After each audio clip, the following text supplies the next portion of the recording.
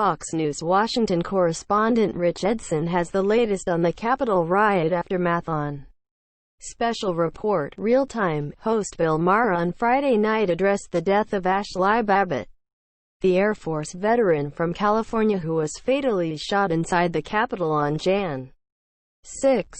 Maher stressed that Babbitt lost her life trying to prevent Biden from becoming president. Despite the fact she was previously an Obama voter, he sympathized with Babbitt as a struggling business owner who was pissed off at the greed and corruption, but insisted a second term for President Trump term would not have solved her problems since it was her home state of California that was doing most of the squeezing.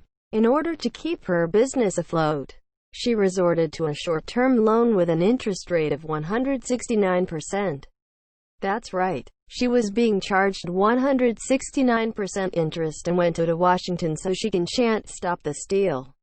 Maher said. She was being charged 169% interest and went to Washington so she can chant "Stop the Steal." Ashli Babbitt of California has been identified as the woman shot dead inside the U.S. Capitol on Jan. 6, 2021. Fox 5 of Washington. And maybe, since all politics was local, all she knew was that she lives in a state that seems to care more about her toxic whiteness than her toxic brokenness, and that the state that's run entirely by Democrats. Yeah, they didn't stop anyone from charging her 169% interest on a loan either. California is a blue state that is completely held together by red tape. It's no wonder people are leaving in droves. It shouldn't be surprising that America is full of fed up, unhappy people who just want a break. Trump sure didn't drain any swamps. But when it comes to graft and corruption and everybody wetting his beaks, California, yeah, that's a swamp too, Maher continued. California is a blue state that is completely held together by red tape. It's no wonder people are leaving in droves. Babbitt served as a high-level security officer throughout her time in Air Force.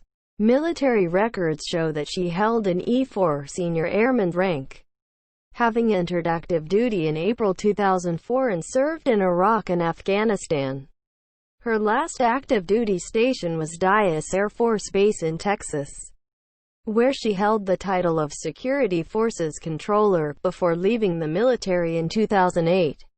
She later took over Fowler's pool service and amp supply in Spring Valley, Calif, in 2017, where she was listed as CEO and owner with her second husband, Aaron. Babbitt was reportedly shot by a plainclothes officer as she joined others inside the Capitol. She was rushed to a local hospital in critical condition and later died from her wounds.